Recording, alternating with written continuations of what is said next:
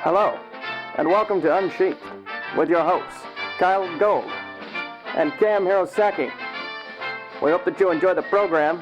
Please stick around afterwards. There'll be cake and blowjobs. Hi all. Welcome to Unsheathed Live number 6. Glad somebody's keeping track. Yes. I can count to 10.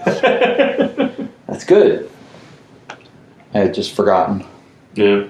We're just coming in here just before it started. Just saw an amazing 41-yard touchdown reception for the Seahawks here on Monday Night Football, which you guys will need to put up with for a few more months before Monday Night Football isn't the thing anymore.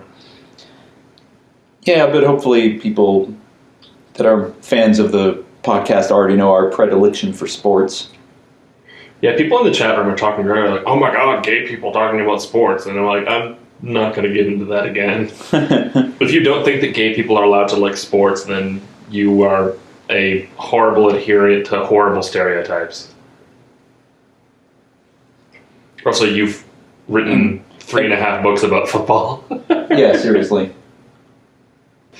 This is going to be a really weird episode to listen to because you're going to hear us talk about football that you can't see. But that's okay. So how are all you guys doing tonight? It sounds like people are doing at least okay. Anyway, so what have you been up to lately? Lately, I've been trying to work on my writing and not getting a whole lot done, but I'm at least getting a little bit done. You know, minor progress is better than zero progress. Oh, yeah. I've been mostly like kind of taking it easy the last few days since I finished editing the third Out of Position book, and being slightly amused that there's still people who are like, oh my god, there's a third book? I'm like, yeah, the thing I've been talking about for the past year. But, you know, not everybody follows, so... Yeah, it's like I've got a ton of people who are like, oh my god, you're going to be at Rainforest? Like, you mean the con I've been to 4 times now? Yeah, and suddenly today, for some reason, everybody was like wanting to know what was going on with MFF, which is still 2 months away. Yeah. So I was going to write a post about it, and then I kind of ran out of time because I had a bunch of other stuff to do today. But the long and the short of it is I'm not going to be at MFF this year for the first time, which is kind of a shame.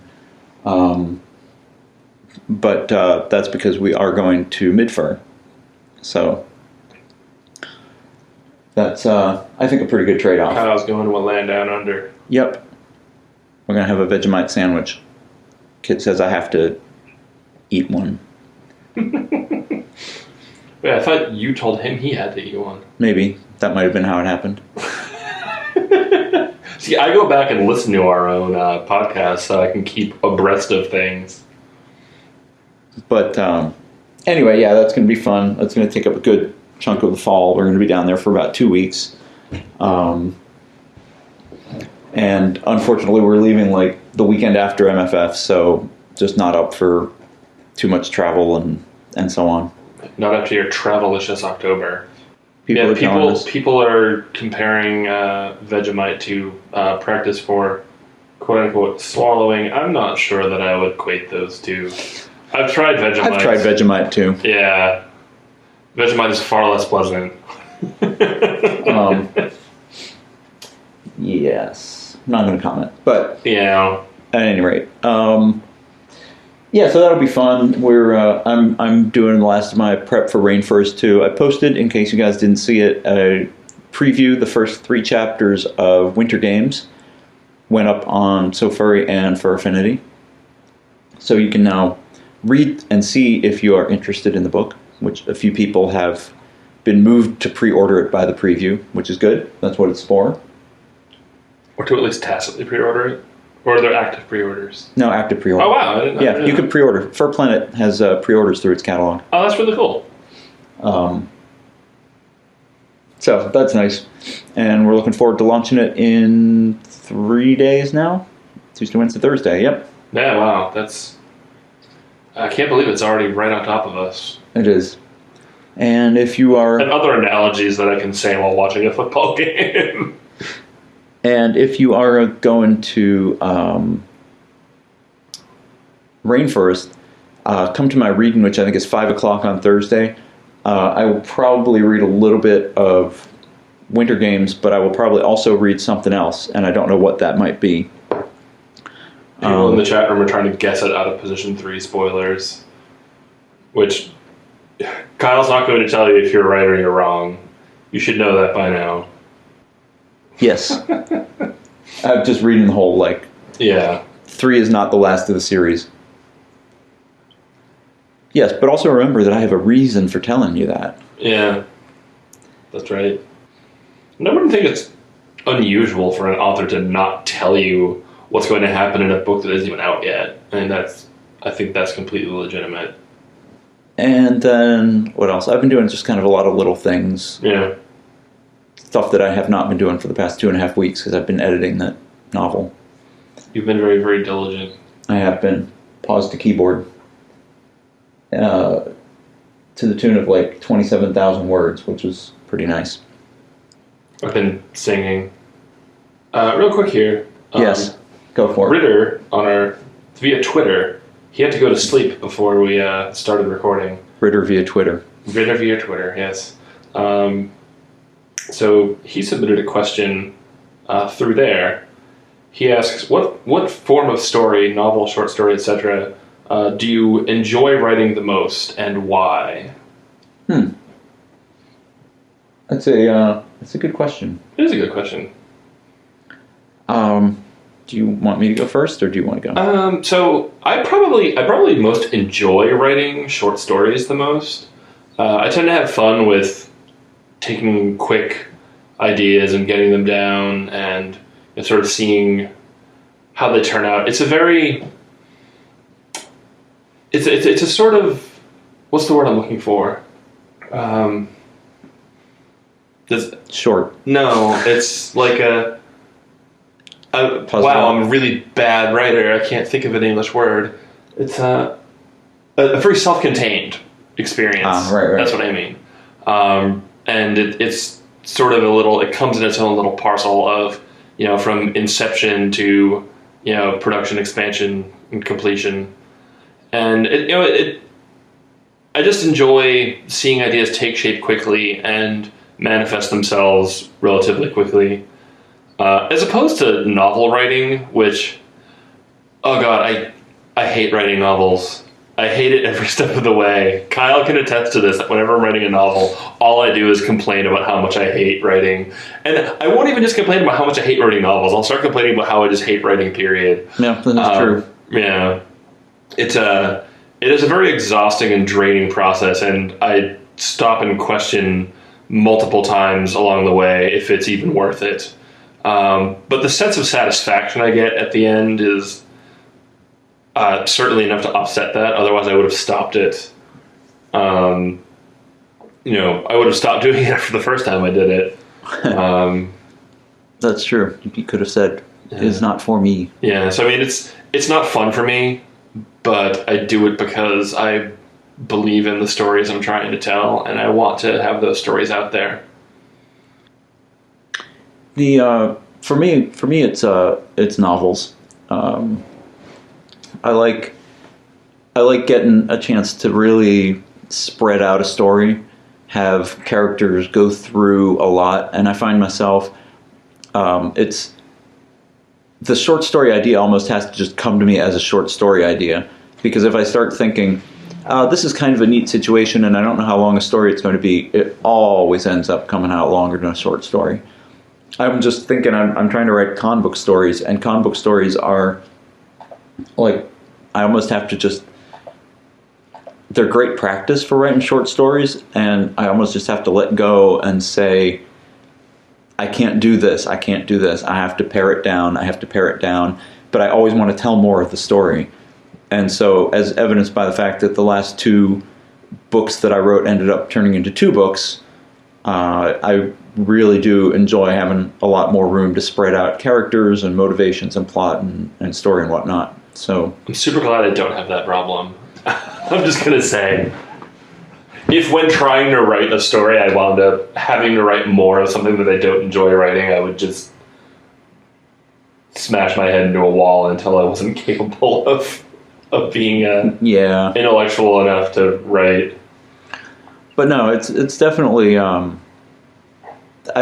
like short stories. I like being able to get them done, and I think there's a lot of cool stuff you can do. The thing I like about short stories and novelettes is they're more open to experimentation in style and stuff. So if I think, I wonder if I could tell a story like this, I can just tell a short story that way. I don't have to commit to a whole novel. Whereas, for example, if I say, I wonder if I could tell a novel in first-person present tense, and then I decide I want to write more of it, I now have to write every novel in first-person present tense. It's a broken way of thinking about it. Yeah, I don't know. I mean, in point of fact, what happened with Out of Position was I wrote this first one as a short story, right, in first-person present tense, and then I wrote the second short story the same way, and it fit the world and the characters so well that I didn't mind keeping on doing it. Darwin asks, in dialogue paragraphs, if you put in some actions, do they have to be only those of the character talking? They don't, but you need to be really careful about making sure you use your pronouns properly, and also make sure that when you go back to dialogue attribution that you haven't lost track of who's talking. I would say, and this is one of those rules that you can break once you kind of know a little better what you're doing. But I would say, especially if you're starting out, limit your actions to the speaker, unless it is a specific reaction by another character to what the speaker is saying in that paragraph. Yeah. Like, I'm trying to think of something. If somebody's, like, talking, like, they're being, like, interrogated, and while they're talking, the other person's punching them in the face, and the character is still talking in between these things happening, then, yeah, in that case, like, yes, that would be part of the same paragraph, like the other person punching them. When you move on to a new thought or new action, or new dialogue, of course, you start a new paragraph.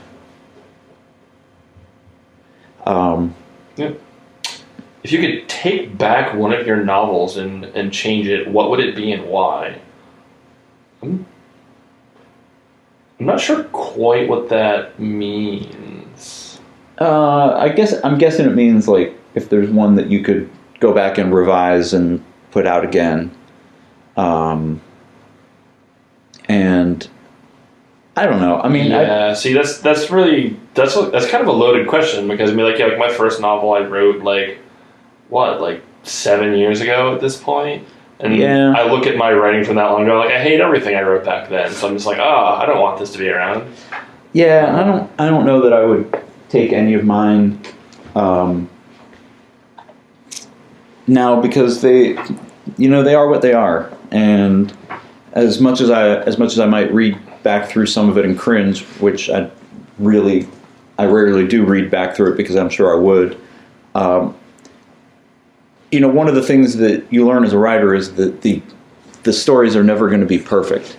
Yeah. And on rare occasions, if there's a story that really means a lot to you, and you figure, okay, I tried writing this a long time ago and I wasn't very good, and now I'm better at it, and I'm going to give it another shot. I've seen people do that. I've seen, there's a short story by James Blish called There Shall Be No Darkness, which is about werewolves, which is a terrific story, and you guys should all go find it in obscure old 50-year-old collections if you can.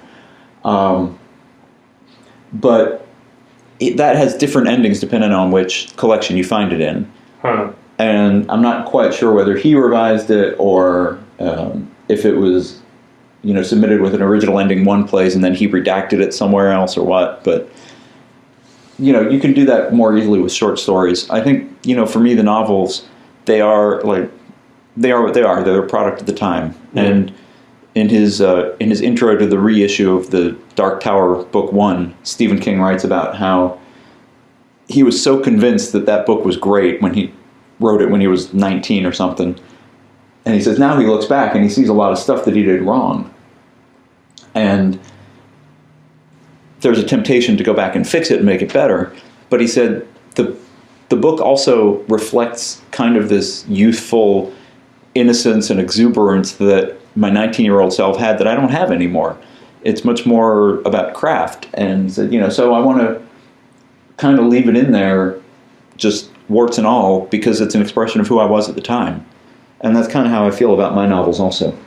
Yeah, and the alternative is to do what George Lucas has been doing, which is constantly going back to your own old work and never letting yourself be happy with it. And it was the actor Sam Witwer who, in addition to doing some voices on the new Clone Wars CG cartoon, was also he was Darth Vader's secret apprentice in The Force Unleashed. When the Star Wars Blu-rays were released, his point is that, with Star Wars being this cultural icon that it is,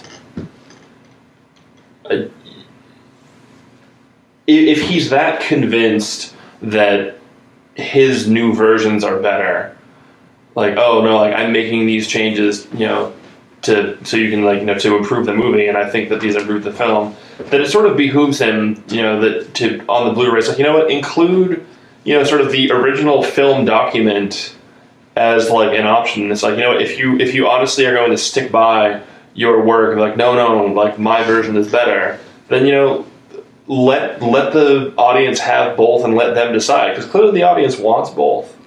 Yeah. And there's kind of a thing that you learn as a writer where you're never going to be happy with your work. And I have this theory, which I don't think I've talked about in a little while, so I might as well bring it up again, that every book or every creative work belongs half to the author and half to the reader. And the author is always unhappy with it because the work, there's all this stuff kind of behind the work, and you're never able to put everything into the work and communicate perfectly what you're thinking. Mm-hmm. What you're putting out there is a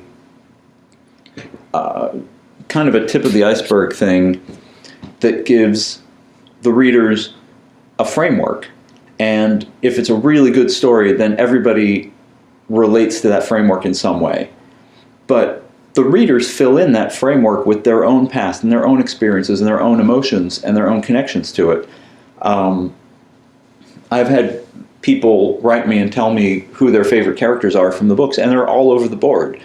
And people get what they want out of a story because they kind of include it into their own awareness. And so when you go back, if I were to go back and say, take Vol, my first novel, and go back and change it and kind of, streamline it and take some stuff out and or make it a little more snappy, it would not be the same book that a lot of people read and have told me they really enjoyed.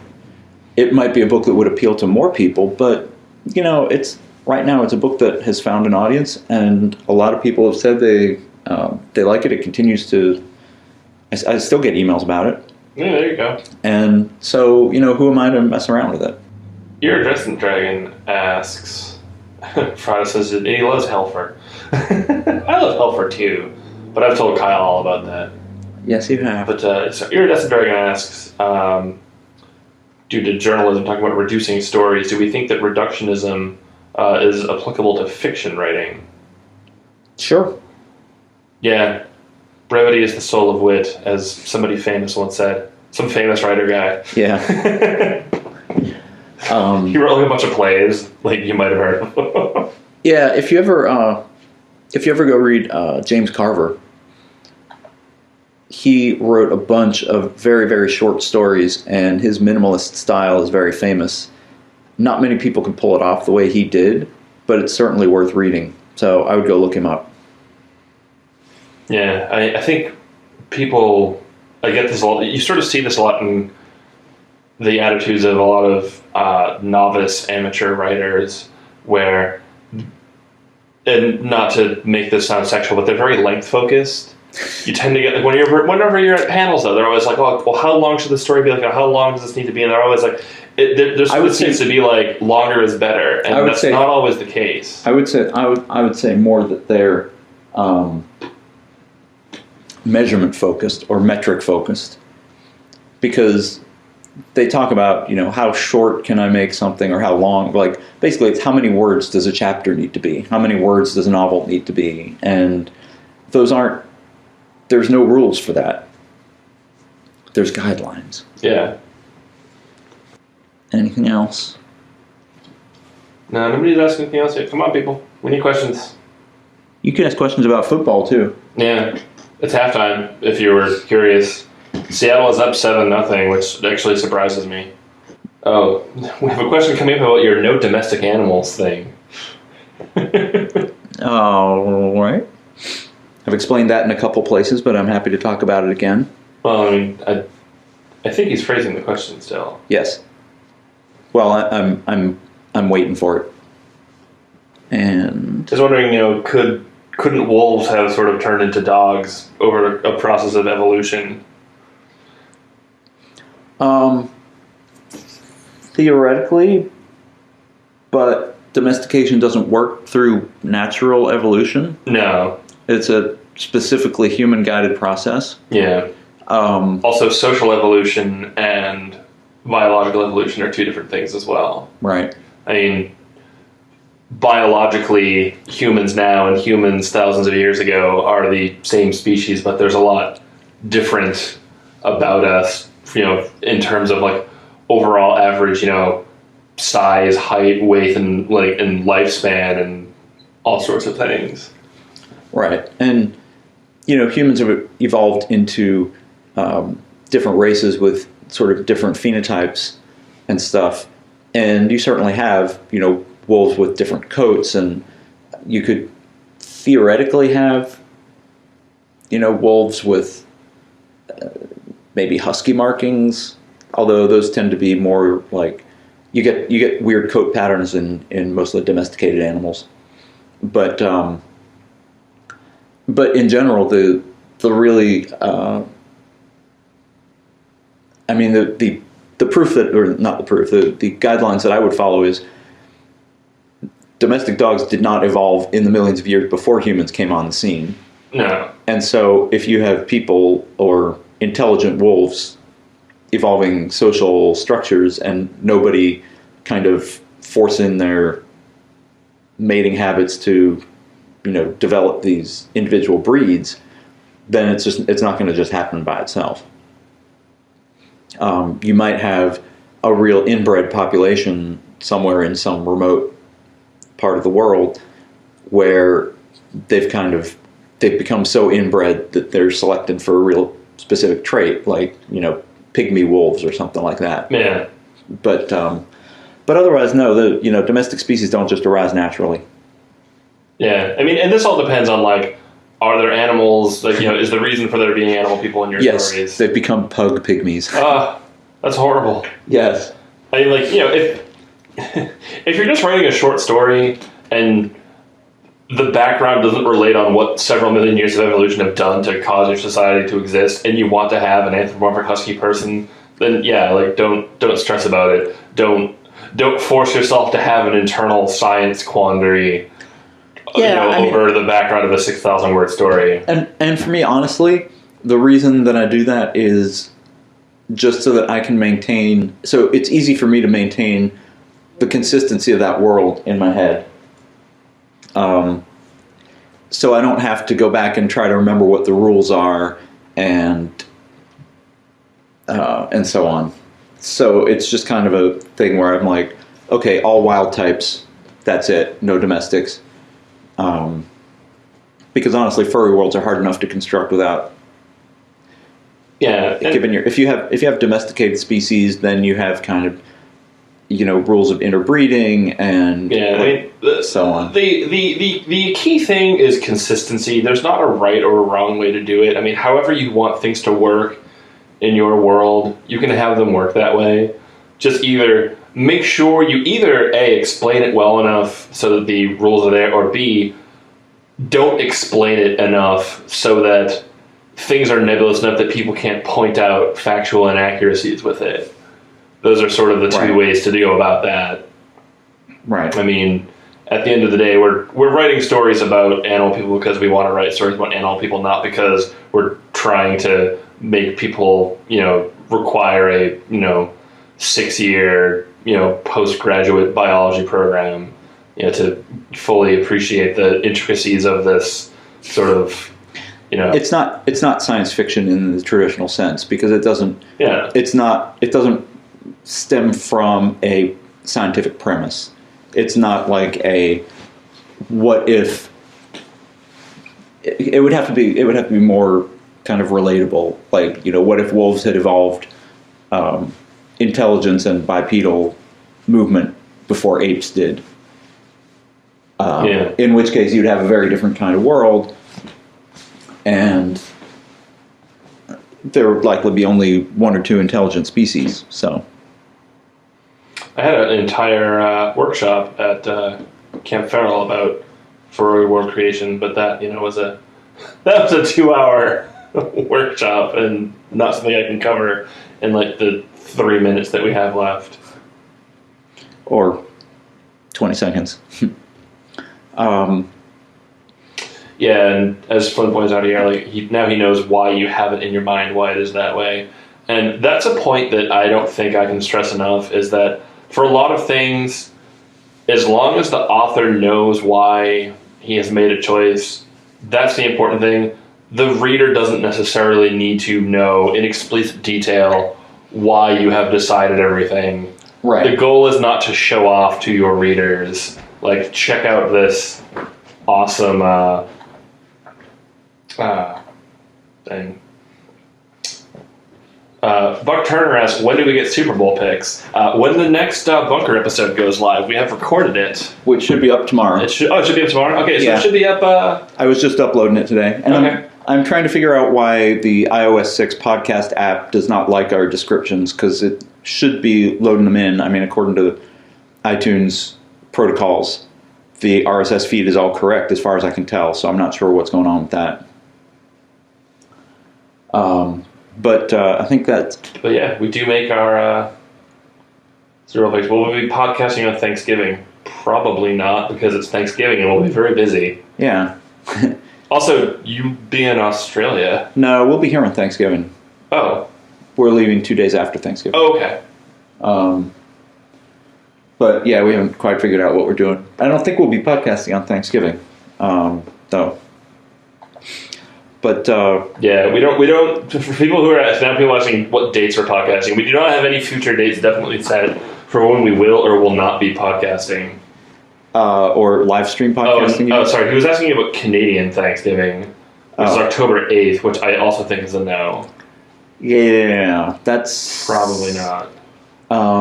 I'm flying back from Galaxicon that day.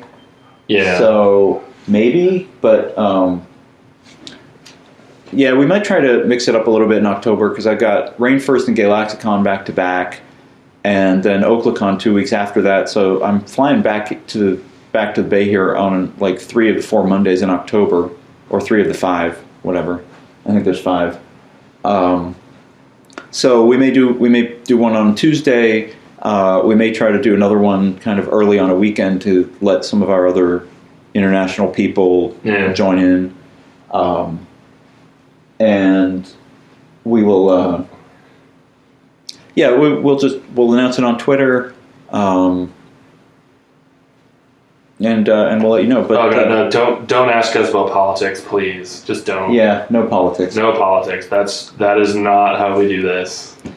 So, it was bad enough that we were talking about Tim Tebow and religion so much in our Further Confusion live episode. I still could. I was embarrassed that even became a thing. All right. Well, thank you guys for showing up. Don't know if we will have one next week, but we will be podcasting live from Rainforest. So if you're going to be there, show up at our podcast, please. Yes. We may. I may try to hook up the live stream depending on how our internet access is in the room, and see if we can live stream the podcast as well as recording it. But we'll see. I have an app on my phone now that'll do that, so that would be cool. Anyway, thank you guys. Peace out.